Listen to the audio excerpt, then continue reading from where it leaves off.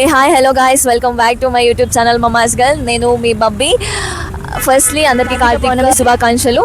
ఆ శివయ్య ఆశీస్సులు మనందరితో ఉండాలని నేను మనస్ఫూర్తిగా కోరుకుంటున్నాను. ఇవాళ మన వీడియో వచ్చేసి ఏంటంటే, నేనైతే 20 మందికి బ్లాంకెట్స్ డిస్ట్రిబ్యూట్ చేద్దామని అనుకుంటున్నా. ఇప్పుడు టైం వచ్చేసి 11 o'clock. చాలా డేస్ నుంచి ఉండే, అది ఇవాళ తీర్చేస్తున్నాను. మమ్మీ, నువ్వు ఏదైనా చెప్పు. హాయ్ ఫ్రెండ్స్, ఇవాళ మా అమ్మాయి చాలా రోజులు బ్లాంకెట్ పంచాలని అనుకుంది లేని వాళ్ళకి.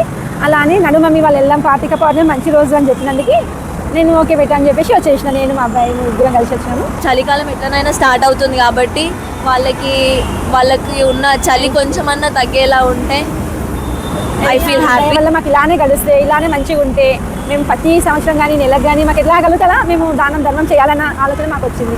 ఈ సంపాదించుకొని దాచిపెట్టుకొని మూటలు కట్టి పెట్టితే ఏ టైంలో ఏ ప్రాణం పోతుందో తెలియదు. మొన్న చూశారు కదా, 2 బస్ యాక్సిడెంట్స్ ఎలా జరిగాయి, చాలా ఘోరంగా జరిగాయి. ఆ టైంలో మాకు అనిపించింది ఏం తింటేనా లైఫ్ అనిపించింది. కాబట్టి మేమైతే నెలకి ఏదో ఒకటి ఇవ్వాలనుకుంటున్నాము. మాకు రూపాయి వస్తే చారునన్నా ఖర్చు పెట్టాలన్న ఆలోచనలో మేము ఉన్నాము.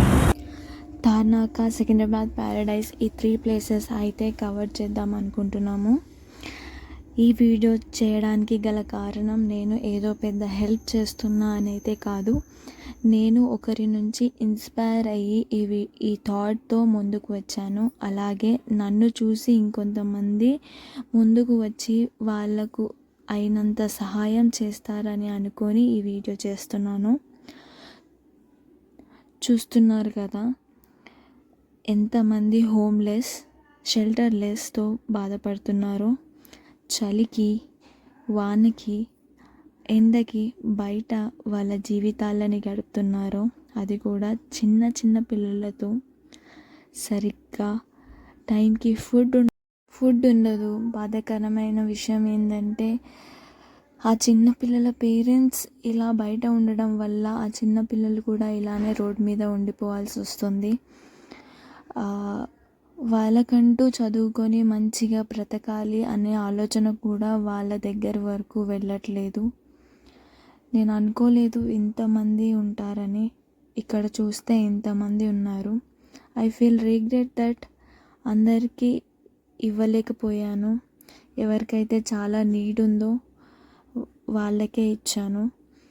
ఫర్ షూర్ నెక్స్ట్ టైం దీనికంటే ఎక్కువ ప్లాన్ చేస్తాను. ఇంకొకటి ఏంటంటే, ఈ వీడియో చేస్తున్నట్టు ఎవరికి తెలీదు. చాలా దూరం నుంచి ఈ వీడియో తీస్తున్నాము. ఇక్కడ చూస్తున్నారు కదా, ఇతనికైతే ఏ క్లోత్స్ లేవు, పడుకోవడానికి కింద బెడ్షీట్ లేదు, ఏమీ లేదు, వాటర్ లేదు, ఏదో ఖాళీ డబ్బా పక్కన పెట్టుకున్నాడు. ఫుడ్ కూడా మేము వచ్చేటప్పుడు ఒక అతను అయితే ఇచ్చాడు. చూసారు కదా లైఫ్ ఎంత డేంజరస్గా ఉంటుందా. నిజంగా వాళ్ళైతే చాలా ఘోరమైన కండిషన్లో ఉన్నారు. ఇంతమంది ఉంటారని నేను అస్సలు అనుకోలేదు.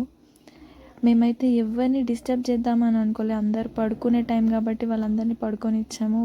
వాళ్ళ ఫేసెస్ కానీ వాళ్ళని కానీ ఎవరిని రివీల్ చేయలేదు. ఫ్రెండ్స్, ఇక్కడ ఒక అతను వండుకున్నాడు, ఆయనకు బెడ్షీట్ లేదు. ఒక ఇది సంచి కప్పుకొని వండుకున్నాడు. వాళ్ళకి మనం ఒక బెడ్షీట్ ఇద్దాం, ఓకేనా? ఇక్కడ అంకుల్ అయితే సంచి కప్పుకొని పడుకున్నాడు. మమ్మీ ఇద్దాం వీళ్ళకి అని చెప్పేసి ఇచ్చింది. అయినా అది ఇయ్యగానే అది ఓపెన్ చేసుకొని కప్పుకుంటే చాలా హ్యాపీగా ఫీల్ అయింది. మళ్ళీ ఇంకా వీళ్ళు ఉన్నారు, వీళ్ళ గురించి చిన్న పిల్లలు ఉన్నారు వాళ్ళ దగ్గర. వీళ్ళు ఏంటి అడిగిద్దాం.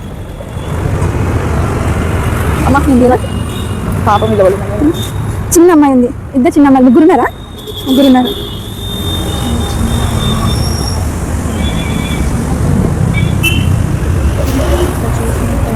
ఇక్కడ 3 పిల్లలే ఉన్నారు. ఆ 3 పిల్లలకి పెద్దవాళ్ళు ఎవరు పక్కకి లేరు. మరి వాళ్ళే ఉన్నారా, వాళ్ళ పేరెంట్స్ ఎవరైనా అక్కడ పండబెట్టి వెళ్ళినారా అది కూడా తెలియదు.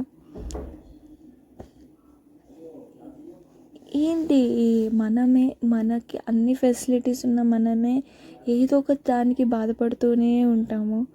మరి వీళ్ళు ఎలా జీవిస్తున్నారో నాకైతే అర్థం అవ్వట్లేదు.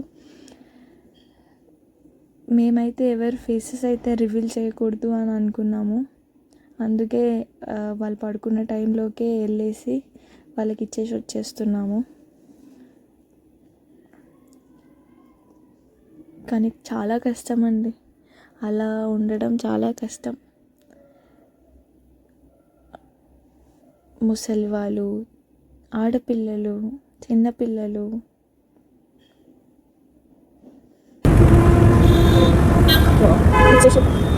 ఇచ్చేస్తాం.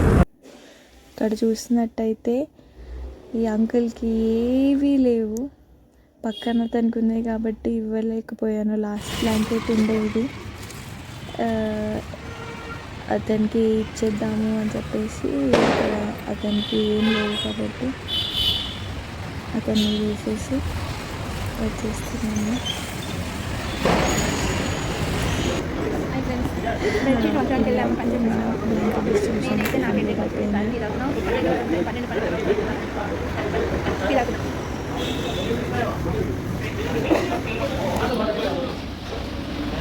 ఫైనల్గా అయితే మా బ్లాంకెట్ డిస్ట్రిబ్యూషన్ కంప్లీట్ అయిపోయింది.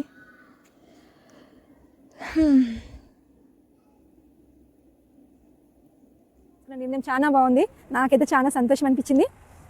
ఇట్లాంటివి ఇంకా ఎన్నో పంచాలి, ఆమె చేయల మీదకి నేను ఎన్నో ఇవ్వాలనుకుంటున్నాను, ఇప్పిస్తాను కూడా.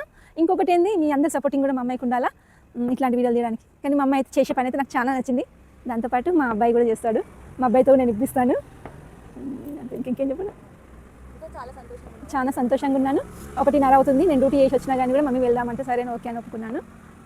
కానీ తనైతే బాగానే మోటివేషన్ ఏమంటుందని డిసిజన్ మంచి డిసిషన్ తీసుకుంది కాబట్టి నాకు కూడా నచ్చింది. నా ఆలోచన, నాకు అలాంటి ఆలోచన ఉంది, మా అమ్మాయికి కూడా అలాంటి ఆలోచన ఉంది కాబట్టి అంత కష్టం కూడా మర్చిపోయింది. ఈ రోజు వాళ్ళకి 10 మందికి నేను హెల్ప్ చేస్తున్నానని చెప్పి ఆ కష్టం ఏందో ఆమె మర్చిపోయింది. కాబట్టి నేను ఆమె కష్టపడ్డప్పుడు బాధపడ్డాను, ఏంది ఇంత కష్టం చేస్తున్నాను, ఎవరి కోసం, ఎందుకోసం, అవసరమా అని అన్నాను. ఈరోజు ఆమె ఖర్చు డబ్బులు పెట్టి గరీబులకి చూస్తుంది, చేద్దామని ఒక ఆలోచన వచ్చినందుకు మాత్రం నాకైతే చాలా సంతోషంగా ఉంది. నేను చేయలేకపోయినాను, అమ్మాయి చేయగలుగుతుంది అంటే చాలా మంచిగా అనిపిస్తుంది. చాలా సార్ మనకు వచ్చే దాంట్లో ₹1 ఎందుకు కాదు వచ్చింది, కష్టపడ్డామంటే అందులోకించి చారణవంతన్నా మనం దానం చేయాలని నిర్ణయించుకున్నది. సరే అమ్మా అట్లానే చేయన్నట్టు మేము కూడా ఒప్పుకున్నాను. ఇప్పటి నుంచి మాకు వచ్చే దాంట్లో ఎంత ఆదాయం అన్నా కానీ చారణెత్తు ప్రజలకే ఇద్దామనుకుంటున్నాను, గరీబులకి చూసి చేసి ఇట్లానే అన్నిట్లతో పంచి ఇద్దామనుకుంటున్నాను. ఇప్పుడే బ్లాంకెట్ డిస్ట్రిబ్యూషన్ అయితే కంప్లీట్ అయిపోయింది. టైం వచ్చేసి 1:30 అవుతుంది. మా అన్నయ్య అండ్ మా మమ్మీ నిద్రలు అయితే పాటు చేసేసిన ఇవాళ. అయినంత వరకు కొంతమందికి అయితే ఇచ్చేసి వచ్చాను, అక్కడ అందరికీ ఇవ్వలేకపోయాను. బట్ ఎవరైతే నిజంగా నీడ్ ఉన్నారో వాళ్ళకి మాత్రం ఇచ్చేసి వచ్చాను. ఫస్ట్ ఇప్పుడే నేను బయటికి వచ్చినా కాబట్టి 20 మెంబర్స్కి అయితే నేను డిస్ట్రిబ్యూట్ చేసినాను. నాకు సపోర్టివ్గా మా మమ్మీ గారు అండ్ మా అన్నయ్య గారు వచ్చారు, వీడియో షూట్ అతనే చేస్తున్నాడు. అండ్ ఇంకొకటి ఏంది, ఇలాంటి వీడియోస్ మరెన్నో చేయాలనుకుంటున్నాను. మీ లవ్ అండ్ సపోర్ట్ ఎప్పుడు నాతో ఉండాలి, మీ ఆశీస్సులు నాతో ఉండాలి. ఇంకా మంచి వీడియోస్తో మీ ముందరికి వస్తాను. Stay tune for the next video. Until then bye bye, take care, Jai Hind.